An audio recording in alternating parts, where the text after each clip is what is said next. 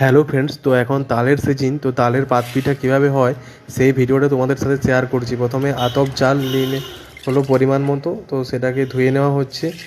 এক দুবার ধুয়ে নেওয়ার পর এটাকে ভিজতে দেওয়া হবে। আর এই যে এখানে তাল মাড়ার জন্য তাল রেডি হচ্ছে। তো তাল মাড়া হয়ে গেছে, তো এবার এটাকে ছেঁকে নেওয়া হচ্ছে ভালো করে, যাতে কোনো ছঁচ না থাকে। তো ভিডিওটা একটু লং আছে, তো তোমরা স্কিপ না করে শেষ পর্যন্ত দেখতে থাকো। আশা করি এই ভিডিওটা তোমরা শেষ পর্যন্ত দেখলে তোমরা নিজেরাও বাড়িতে বানাতে পারবে। তালের মাড়িটা একটু গরম করে সেদ্ধ করে নেওয়া হচ্ছে।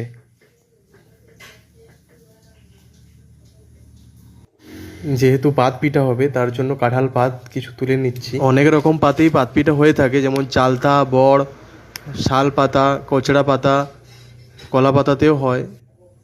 তো এই যে আমাদের এখন কলা পাতা আর কাঁঠাল পাতা রেডি হয়ে গেছে। তো এই যে চাল তখন ভিজে গেছে, চাল এবার ছেঁকে নেওয়া হচ্ছে। হালকা করে একটু বাতাসে মেলে দেওয়া হচ্ছে, তাতে খুব তাড়াতাড়ি গুঁড়িটা হয়ে যাবে মিক্সিতে।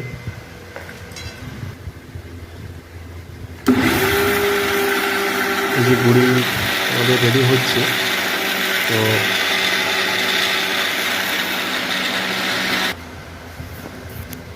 তো এই যে আমাদের গুঁড়ি এখন রেডি। এবার আমাদের যেহেতু পুরের হবে পিঠাটা, পাত পিঠা পুর দিয়েও হয় আবার বিনা পুরেরও হয়। তো এটা আমাদের নারকেল আর তার সাথে দুধ দিয়ে মিক্স করে একটা পুর হবে।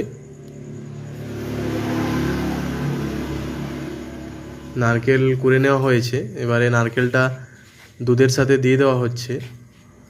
তো কিছুক্ষণ ফুটে যাওয়ার পর যখন দুধটা মরে যাবে তখন পুরটা রেডি হয়ে যাবে। এই যে আমাদের পুর রেডি হয়ে গেছে। তো এবার পিঠার জন্য গুলোনি রেডি হবে।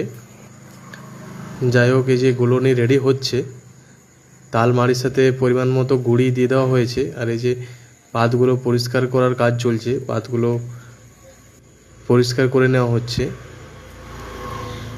এখন আমাদের গুলোনি রেডি, এবার পিঠা তৈরি হবে। এই যে পিঠা পাতের উপরে প্রথমে পরিমাণ মতো গুলোনি দিয়ে রেডি করে নেওয়া হচ্ছে।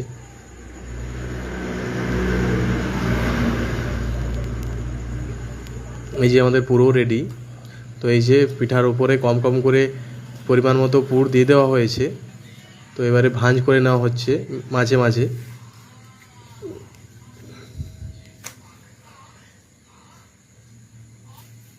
তো আমাদের মোটামুটি এখন অনেকগুলো রেডি হয়ে গেছে। এবার এটাকে